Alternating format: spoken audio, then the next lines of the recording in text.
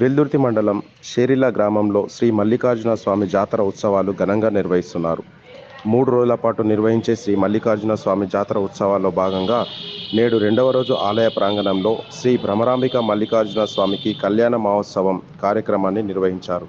అనంతరం ఆలయ ప్రాంగణంలో అగ్నిగుండాలు కార్యక్రమం నిర్వహించారు. పెద్ద ఎత్తున భక్తులు ఈ కార్యక్రమంలో పాల్గొన్నారు.